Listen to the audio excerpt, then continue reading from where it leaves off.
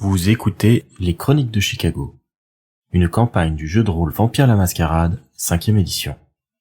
Entrez dans le monde des ténèbres, mais soyez avertis. C'est un univers aussi violent qu'impitoyable, et nos joueurs y incarnent des monstres de la nuit qui pourraient être amenés à commettre de sinistres actions. Ce podcast se destine donc à une audience adulte.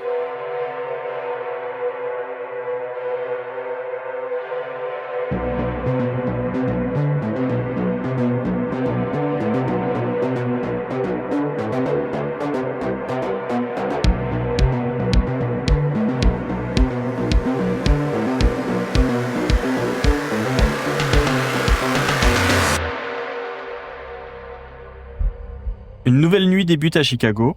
Olivia, Armand, Pete, Marcy et Ulysse vont donc toutes et tous faire un jet de soif afin de voir si leurs bêtes respectives se réveillent plus affamées qu'à son coucher. Donc vous allez tous lancer un dé pour voir si la soif de votre personnage augmente. Alors, c'est un échec pour tout le monde sauf pour Olivia. La soif de Marcy, celle d'Armance, celle d'Ulysse et celle de Pete augmentent toutes d'un. On va commencer par Olivia. Alors qu'elle reprend conscience après sa torpeur diurne, dans son petit appartement dans lequel elle s'est à peine installée depuis quelques temps, Olivia remarque qu'on lui a laissé un message sur le répondeur que son cousin Silvio lui a installé sur le petit guéridon à l'entrée, l'un des seuls meubles que possède pour le moment son nouveau refuge. Je vais écouter mon message, au cas où ce soit Silvio. T'appuies sur le bouton et le message commence à passer. Bonjour, Madame Gricot, c'est Robert Brown de Windmill Real Estate. C'est moi qui suis chargé d'évaluer les propriétés de votre famille. On m'a dit que vous étiez la personne en charge de ces affaires et il se trouve que j'ai un petit problème et j'aurais besoin de votre accord. Est-ce que vous pourriez me rappeler ? Rien de grave, hein, je vous assure, mais ça m'embête de vous ennuyer avec tout ça. Et il a raccroché. Je vais le rappeler, hein. Plus vite je fais l'inventaire, plus vite je rentre à New York. Pour l'instant, j'ai pas spécialement décidé. Du coup, tu navigues dans tes affaires, t'as pas grand-chose, donc tu retrouves assez facilement la carte de visite que t'avait donnée Silvio. Oui, il m'avait laissé ça, ouais. Il y avait le numéro personnel de l'agent immobilier, et du coup, tu le composes. Ça sonne. Après quelques tonalités, quelqu'un décroche. Robert Brown ? Oui, bonjour Monsieur Brown. Olivia Gricot à l'appareil. Je vous appelle parce que vous m'avez laissé un message à propos des propriétés dont j'ai la charge. Ah, super. Merci de m'avoir rappelé, Madame Gricot. Je suis vraiment désolé de vous embêter avec tout ça. Vous allez voir, c'est une affaire totalement absurde, mais je vous assure que ça ne perturbera pas nos affaires et les ventes à venir. Je vous le promets, c'est juste un petit service que j'aurais besoin que vous me rendiez si vous voulez bien. Un petit service sur mes propriétés.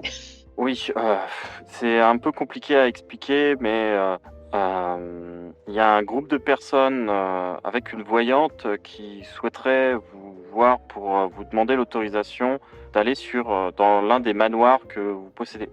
Une voyante. C'est une affaire qui me touche un petit peu. Ils le font à la demande de ma compagne qui est persuadée que, à cause de mes affaires liées à cet endroit, elle pense que notre fille serait maudite ou quelque chose comme ça. Ça doit vous paraître totalement absurde, mais voilà, ça serait histoire de tranquilliser ma femme. Mais qu'est-ce que votre voyante elle veut faire sur ma propriété ? Alors, je ne sais pas, sûrement c'est truc habituel. Moi, je n'y crois pas trop à ces choses-là, vous savez, donc je ne vois pas trop non plus ce qu'elle pourra bien trouver sur place. Tout ce que je voudrais, c'est qu'elle puisse faire son petit tour, accompagnée par vous si besoin, pour que vous puissiez vous assurer que rien ne soit fait à votre demeure, et c'est tout. Bien, écoutez, si ça peut vous rassurer et faire en sorte que vous puissiez travailler sereinement, efficacement et rapidement par la suite, je peux être disposée à faire venir la voyante. Mais bien sûr, je l'accompagnerai parce que je vous avoue que ça m'intrigue aussi et j'ai pas forcément envie que des personnes mal intentionnées aient accès à ces propriétés, tout simplement. Oui, bien sûr, c'est pour ça que j'ai insisté auprès d'eux pour être sûr que vous puissiez gérer ça directement et qu'il n'y ait pas plus d'histoire que ça. Bien sûr, mais je compte sur vous en échange de ce petit service pour être 2 fois plus efficace par la suite. Ne vous inquiétez pas, je ferai mon maximum. Parfait. Écoutez, quand est-ce qu'on peut voir votre voyante ? Et ce que je vais faire, c'est que je vais la rappeler, je vous recontacte et je pense qu'on se retrouvera sur place. Je vous redis ça très vite. D'accord. Vous avez mon numéro. Et je vous souhaite bon courage avec votre femme et votre voyante. Merci, à tout de suite. À tout de suite. Et il raccroche. Je suis quand même assez surprise de cette histoire de voyante. Je pense que légitimement, je peux me dire que je sens venir les histoires cheloues quand même, vu l'histoire de ma famille. Donc, Bien sûr. Après, c'est vrai que le prince t'avait dit aussi que il voulait que tu t'assures que le retour de ta famille, c'est-à-dire toi, du coup, dans la ville, n'allait pas avec plus de problèmes pour la mascarade et des révélations problématiques. ouais, je pense, en fait, je vais voir déjà si c'est une voyante ou si c'est juste des, comment dire, Des charlatans? des charlatans, on va dire ça comme ça, des charlatans. Et, et voir s'il y a quelque chose effectivement dans la maison, parce que je me doute il y a peut-être des restes de différents rituels ou des fantômes ou ce genre de choses qui peuvent traîner, donc je reste sur mes gardes. Oui, d'ailleurs, c'est une des raisons pour laquelle tu es censé gérer tout ça, c'est que apparemment ta famille a dû quitter la ville assez vite, laissant derrière elle pas mal de choses aux mains de descendants mortels de votre lignée. Mais effectivement, le départ a été précipité apparemment. Oui, donc effectivement, il y a possibilité qu'il y ait des choses bizarres qui soient restées, donc faut quand même, je vais quand même faire attention à ça. Donc j'attends l'appel de Mr. Brown. Très bien. Donc, on va faire une ellipse temporelle. Un peu plus tard dans la soirée, on va partir du principe, je pense que Armance, ayant reçu le coup de fil de l'agent, est tout à fait satisfaite de pouvoir y emmener ses 3 autres compagnons afin d'investiguer les lieux. Et vous vous retrouvez devant le manoir. C'est l'endroit que vous avez convenu pour vous retrouver avec l'agent immobilier. Robert vous attend devant le bâtiment. Le manoir au centre de cette histoire est situé au 96-98 South King Drive. C'est un bâtiment usé par le temps et le manque d'entretien, mais qui garde malgré tout le charme de son architecture ancienne. Probablement bâti au 19e siècle, il présente une façade rouge décorée par endroits de nombreuses sculptures et moulures. Certaines fenêtres ont depuis longtemps été remplacées par des planches ou des briques, et d'autres, plus inaccessibles ou étroites, ont simplement été cassées. Le manoir se trouve en plein quartier de Bronzeville, un voisinage plutôt pauvre, mais il côtoie quelques autres maisons de ville anciennes qui prouvent, bien qu'elles soient moins luxueuses, que cette rue abritait quelques riches propriétaires. Armance, Marcy, Pete et Ulysse, est-ce que vous avez pris des précautions particulières pour venir sur les lieux ? On a baïonné Armance, peut-être pour être plus discret. Non, je pense qu'on a fait peut-être les 2 équipes habituelles. Ouais, on s'est splitté, je pense, comme on le fait souvent. Vous vous êtes séparés ? Du coup, c'est-à-dire qu'il y en a 2 qui vont à la rencontre... Il y a probablement 2 voitures, juste. Oui, mais ce que je veux dire, c'est que est-ce que vous avez pris des objets en particulier ? Est-ce qu'Armance a fait des recherches particulières ? Est-ce que vous avez prévu des choses par rapport à ce que vous comptez faire sur place ? Je pense que peut-être certains ont pris des lampes torches. Bah non, je vois dans la nuit. En tout cas, du côté d'Armance, elle aura pris en effet dans un petit sac à main de quoi, comment dire... Une bougie. Oui, non, mais vraiment, pas une bougie, non, quand même. Elle a pris une lampe torche aussi, et un miroir, et un pieu en bois. Et du sel, pardon, aussi. Très bien. Est-ce que Pete et Marcy ont préparé des trucs particuliers ? Est-ce qu'ils anticipent ce qui va venir d'une certaine manière ou pas ? Pour Pete, je pense qu'il anticipe les embrouilles quand même. Pete a dans son... Un aspirateur. Non. Alors, on a Avec- une italienne, avec mais un c'est pas sac. Luigi. Un petit étui à revolver qui met à la cheville son arme, juste au cas où. Très bien. Et Marcy, non, son couteau papillon et elle vient vraiment les mains dans les poches, un peu entrée dans des pieds d'ailleurs. Donc, Brown est devant la porte du manoir. Il vous attend. À votre avis, qui arrive le premier ? Est-ce que Olivia se montre très ponctuelle, trop ponctuelle ? Elle arrive en avance ou plutôt elle va arriver un petit peu après ? Est-ce que les murmures arrivent à la bourre ? Ouais, Olivia, elle est un peu à l'heure italienne. Je pense qu'avec Armance, on arrivera en retard, ouais. Non, en avance, elle est surexcitée. Enfin, très clairement, elle veut y aller très rapidement. Il y avait de la queue au McDo. Ouais, c'est ce que j'allais dire. T'es sûr que tu nous demandes pas Ah, peut-être après. Ah non, ce sera pour le retour, le McDo. Ok, très bien. Mhm. Et Marcy, elle zone à côté, un peu dans la rue. Elle trouve une espèce de banc ou de petit muret sur lequel s'asseoir et avoir l'air louche de façon un peu discrète, mais toi, à quelques dizaines de mètres de la maison. Et elle essaie de se faire une idée du quartier. Elle regarde un peu s'il y a beaucoup de passages, si elle voit des choses. Ouais, Bronzeville, tu connais un petit peu. C'est un quartier à dominante quand même afro-américaine. C'est plutôt pauvre. Il y a quelques problèmes de gang également. Et le grand manoir que tu vois au bout de la rue, c'est clairement un héritage d'un temps où de riches propriétaires pouvaient se permettre de faire de grandes maisons en restant pas très loin de leurs serviteurs en quelque sorte. Bronzeville, c'est là où il y a le manoir de la Ventru, avec son orphelinat là. Naomi Stewart a effectivement une école pour enfants défavorisés à Bronzeville. Je crois qu'on était plutôt en bon terme avec elle dernièrement. Relativement, ouais. Je pense qu'Olivia arrive en première alors. Non, Olivia arrive peut-être après. Il y a le petit quart d'heure de politesse méditerranéenne quand même. Hein. Donc du coup, Marcy reste de côté pendant que Pete, Ulysse et Armance ont rejoint Braun devant le manoir. Celui-ci leur fait un accueil un peu tiède. Il est toujours un peu embêté par cette histoire et par ses implications.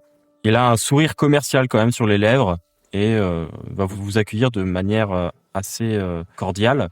Ne vous inquiétez pas, la maîtresse des lieux ne devrait pas tarder. Je l'ai eu au téléphone. Comme je vous ai dit, elle a l'air ouverte à cette histoire. Elle vous accompagnera pendant votre visite des lieux.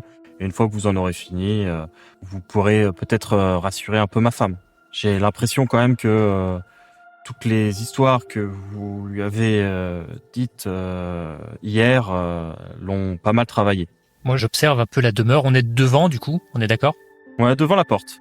Ouais, tu vois, je regarde dans l'air, l'architecture, et puis je me tourne vers lui et je lui dis vous inquiétez pas, on va en faire notre affaire. Je vous assure, j'ai visité un peu les lieux, je n'ai rien vu de particulier et si les fantômes existaient, honnêtement, ça se saurait. Hein. Vu le nombre de vieilles maisons que j'ai pu visiter comme ça, j'en aurais peut-être croisé au moins un ou deux. Je baisse un peu ma voix pour que seul lui m'entende et je lui dis ouais, je suis assez d'accord avec vous, mais disons que si on fait cette petite mise en scène un peu crédible, la pilule passera mieux pour votre femme. Ouais, c'est certain, c'est certain. Et comment va votre fille depuis hier?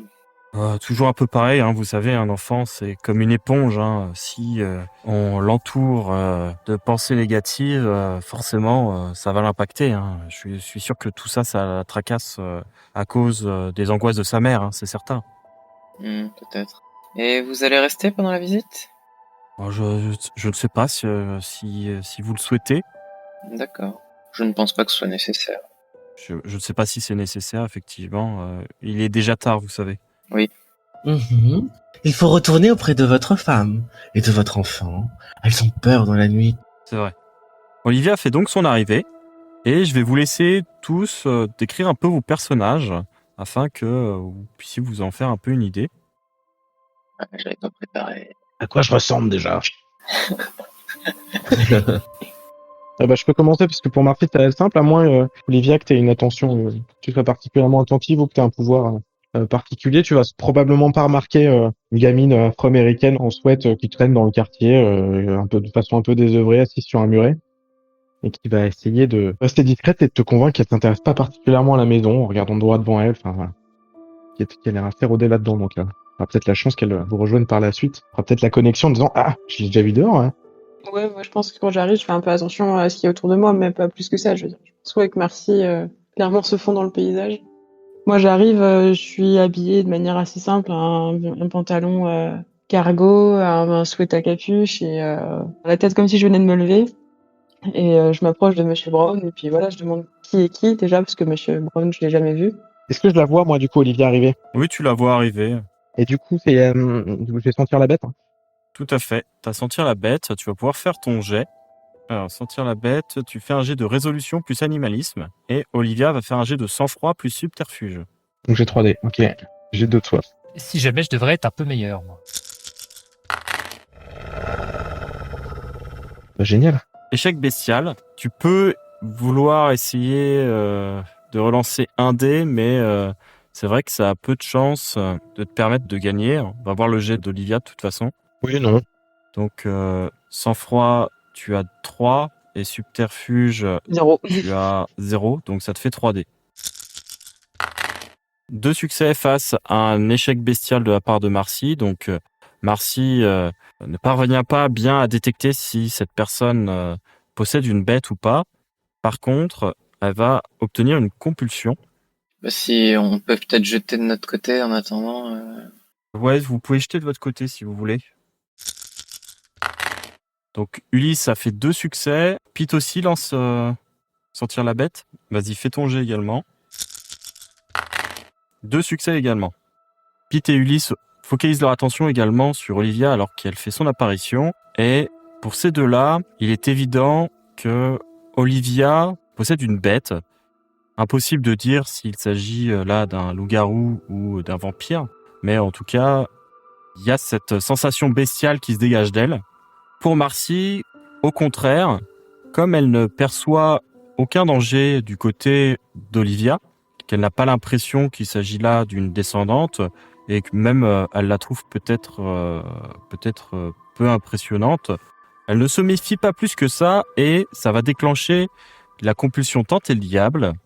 Donc, en tant que Ravnos, son sang la pousse à flirter avec le danger, et la prochaine fois qu'elle sera confrontée à un problème à résoudre, toute tentative pour appliquer une solution qui n'est pas la plus audacieuse ou la plus dangereuse verra son groupement de dés réduit de 2 dés. Elle sera libre d'essayer de convaincre les autres de faire les choses à sa manière, mais elle peut tout à fait aussi agir seule. Et cette compulsion persistera jusqu'à ce que le problème soit résolu ou jusqu'à ce qu'il devienne impossible de tenter de le résoudre. C'est parfait. Donc ça ne veut pas forcément dire que elle sera obligée de prendre des risques, mais si elle ne prend pas de risques, elle aura forcément des dés en moins, jusqu'à ce que le problème soit résolu. Quand Olivia arrive, Brown se dirige vers elle et lui tend la main. « Ah, bonsoir, Madame Gréco, c'est bien ça ?» Oui, vous êtes Monsieur Brown, je présume. Tout à fait, tout à fait. Voilà Madame Adélaïde de Sadi, qui est une voyante, et ses compagnons, si j'ai bien compris. Elle va en effet s'avancer vers toi. Tu la vois quelque peu lancinante, un pas devant l'autre, mais elle semble presque titubée. Elle a l'air toute frêle, cette femme. Elle est d'ailleurs d'une pâleur extrême, hein. Et malgré cette pâleur, malgré cet air maladif, elle a une beauté aliciante. Et tu la vois bien te sourire, d'une bouche mystérieuse, mutine. Elle a quelque chose de fou et de doux dans son regard bleu-gris, mais aussi quelque chose de fragile qui t'alerte peut-être sur une folie lancinante, tout comme ses pas. Elle habille d'une robe vraiment d'un autre temps, surannée, d'une grande robe de chambre noire en soie, vaporeuse et presque spectrale, hein, avec le vent.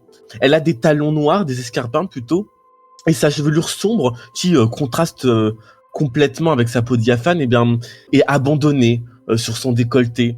Les cheveux quelque peu ébouriffés, elle ne sait pas quoi faire aujourd'hui. Elle te tend une main fragile dans ta direction. Je suis tout à fait enchanté de vous rencontrer. Moi aussi, madame. Je suis enchantée. Oh, ne m'appelez pas madame. Ça me vieillit. Mais bien d'accord, mademoiselle. Adélaïde, ça suffira. Très bien, Adélaïde. Appelez-moi Olivia. Du coup, je la sens, la bête, chez Armance ou... Alors toi, tu ne possèdes pas ce pouvoir, donc tu n'es pas capable de savoir si quelqu'un est un vampire de cette manière. Ouais, mais après, je me dis, en termes de connaissances de base, je pense que je me doute de quelque chose, parce qu'elle a vraiment l'air de venir d'un autre temps, quoi, et c'est quelque chose que j'ai déjà vu dans ma famille. Je pense que celui qui attirera peut-être plus l'attention, c'est plutôt Pete, vu qu'il a pas une gueule de porte-bonheur. Ouais, aussi. Mais je pense que je commence à avoir des doutes. Elle peut peut-être avoir une certaine appréhension et se demander s'il n'y a pas anguille sous roche, mais c'est vrai qu'elle peut pas avoir de certitude comme ça sans plus ample vérification. Ouais, mais je pense que je commence déjà à avoir un petit doute déjà, et je me dis, bon, bah, la voyante, ça doit être elle. En tout cas, ça c'est sûr, oui. Le doute se construit petit à petit. Du coup, je me tourne vers les autres qui ne sont pas encore présentés. Ulysse Hayden, bonsoir. Moi, je m'approche silencieusement derrière Ulysse. Bonsoir. Et vous êtes ? Vous êtes Olivia, c'est ça ? Oui, c'est moi, tout à fait, la propriétaire. Pete, quand il s'approche de toi, t'as l'impression de voir un mafieux sorti d'un film des années 70. Il est là avec son costard beaucoup trop propre sur lui et son petit fedora enfoncé jusque sous les yeux. Mais tu distingues clairement qu'il a quelques difformités et notamment si tu y es particulièrement attentif, tu dois remarquer que sa dentition n'est pas des plus parfaites non plus. Je me tourne vers le manoir et je te dis, cette vieille bâtisse là, elle est à vendre? Écoutez, pour l'instant, non. Pour l'instant, je fais juste un inventaire pour le compte de ma famille. Et c'est peut-être quelque chose qui pourra s'envisager plus tard. Et si on arrive à s'entendre, on pourrait peut-être faire affaire. Vous dites que vous faites l'inventaire? Il y a 2-3 bricoles dont vous souhaiteriez peut-être vous débarrasser? Je sais pas, au hasard, des œuvres d'art par exemple? Oh, ça, on en a toujours dans ma famille, mais c'est pas moi qui ai le porte-monnaie. Moi, je veux dire, si jamais vous cherchez à les vendre, je peux servir d'intermédiaire. Je me permets de vous laisser ma carte. Pete qui ne perd pas l'honneur. Ah bah On oui, va faire oui, tout oui. de suite. Mais je prends la carte très gentiment, je l'observe et du coup, j'en sors une de ma poche arrière de pantalon, tu vois, toute fripée et froissée en disant, bah écoutez, voici la mienne en échange, au cas où. Pete la plie soigneusement pour ranger ça dans la poche intérieure de sa veste. Et moi, pendant ce temps-là, la carte de Pete, elle finit dans la poche arrière, fripée, quoi. Marcy, on est d'accord, tu nous as pas encore rejoint. Non, c'est ça. Je jette un petit coup d'œil aux alentours. Est-ce que je suis en mesure de te voir? Oui, sans doute. Et puis, toi, tu sais que je suis là. On a sans doute même peut-être convenu que tu me fasses signe. Je pense que j'essaie de catcher ton regard, savoir si tu veux te joindre à nous ou si tu préfères rester à distance. Oui, bah, tu me confirmes en fait que le rendez-vous est arrivé. Moi, comme j'ai rien remarqué de particulier, je vous rejoins, ouais, en marchant d'un pas un peu traînant, les mains dans les poches, quasiment en sifflotant, quoi. Moi, pendant ce temps-là, je commence à avoir des doutes aussi avec ce que j'ai vu de Pete et je me rends compte que effectivement, ça a pas l'air de ce que je pressens d'être des bandits ordinaires. Et il y a peut-être d'autres choses. Et du coup, je demande les clés à Monsieur Brown et je dis, écoutez, Monsieur Brown, je pense que vous pouvez rester. Je vais m'occuper de ces messieurs dames. Vous pouvez rejoindre votre femme et qu'elle soit rassurée. On va régler tout ça. Ah oui, très bien, oui, qu'avais-je en tête? Oui, il tapote ses poches, finit par trouver l'endroit où se trouve la clé et il te donne le trousseau sur lequel il y a en fait seulement 2 clés. Une plutôt longue et ancienne et une qui est visiblement un peu élaborée mais dont l'usage est pas forcément évident à première vue. Merci beaucoup, Monsieur Brown. Je vous tiendrai au courant de ce qu'on trouve et je pense qu'on ne trouvera pas dans cette maison pour que vous puissiez vraiment rassurer votre famille. Oui, oui, ouais. Ne m'inquiétez pas comme ça. Oui, j'espère que tout va bien. S'il y a le moindre problème, vous n'hésitez pas à me recontacter, même ce soir, en espérant que vous ayez plus des bonnes nouvelles à me donner et que toute cette histoire soit derrière nous et qu'on puisse s'occuper tranquillement de la passation et des ventes de tous ces magnifiques lieux de vie qui ne demandent qu'à être restaurés. Je suis bien d'accord avec vous et j'espère moi aussi qu'on va faire ça assez rapidement. Mais écoutez, bonne soirée, Monsieur Brown. Et puis quand je dis ça, je me tourne vers les autres. Il lâche la tête, sourit, il fait un mouvement de tête à chacun comme pour leur dire au revoir et finit par s'éloigner en direction de sa voiture. Aussitôt qu'il s'éloigne, comme un courant d'air emporté, elle arrive et vient à tes côtés, Olivia. Elle semble vouloir t'enlacer, mais en fait, ses mains qui t'entourent ne rentrent pas en contact véritablement avec toi. Elle tournoie un petit peu autour de toi. Et bien, prenant une grande inspiration presque dans ton cou, j'ai senti un vent qui avait votre odeur. C'est-à-dire Il y avait quelque chose de froid et des murmures dans le vent. Je suis certaine que c'est vous. Ne seriez pas vous-même le fantôme dans ces lieux? Ce serait fort cocasse. je bug, je fais en me tournant vers les autres un peu en cherchant un soutien. Ne vous inquiétez pas, c'est tout à fait normal. Pouvez-vous faire visiter les yeux à Madame Armance? Madame, pardon, c'est quoi le faux prénom déjà? Adélaïde. À Madame Adélaïde? Peut-être que moi-même et Monsieur... Merde, Pete, tu donnes ton vrai nom, toi? Je donne le nom de Pete. Encore faut-il que ça soit mon vrai nom. Ouais, c'est ça. Oui, non, mais je peux redire les bons noms. Je pense que moi-même et Pete, ici présents, allons faire un petit tour de la bâtisse. Mais est-ce que vous pourriez me dire ce que vous cherchez précisément? Adélaïde va vous expliquer ça. Nous allons parcourir les secrets, les murs en vue des choses. Je vais effleurer chaque parcelle de cette maison et... j'espère qu'elle est bavarde. Ça risque d'être amusant. Mais que vous a dit Monsieur Brown, puisqu'apparemment c'est lui qui a fait appel à vous? Sa femme est venue à l'une de mes séances complètement bouleversée. Sa fille a été témoin d'une chose vraiment pas jolie pour une pauvre petite fille. Ici, en ces lieux, la maison a été elle aussi témoin de choses. Et il faut que je l'entende.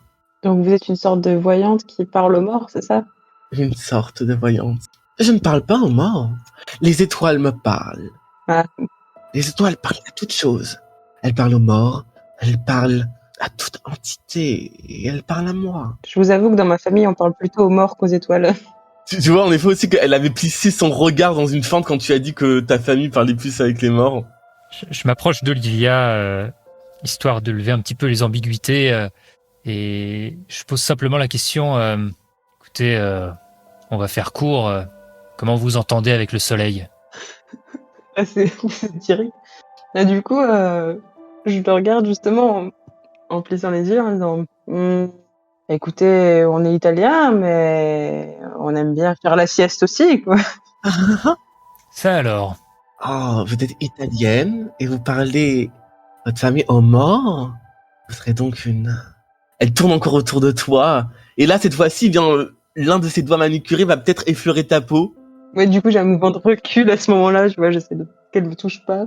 Moi, voyant ça, je pense que je vais m'interposer au moins essayer de calmer les choses en disant oh là, on se calme. Et alors se ressaisit, bien, son doigt d'un seul coup va te toucher le bout du nez. Giovanni, c'est ça. Est-ce que j'ai le droit de lui prendre le doigt et de lui tordre? Ah bah tout à fait, oui. Si tu peux.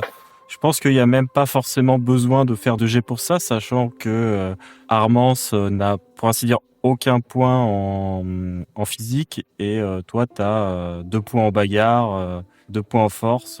Ouais, je pense que je lui tords le doigt quand même. J'essaye d'y aller juste doucement, juste pour qu'elle comprenne qu'il faut pas qu'elle me touche, mais après, je ne sais pas doser ma force.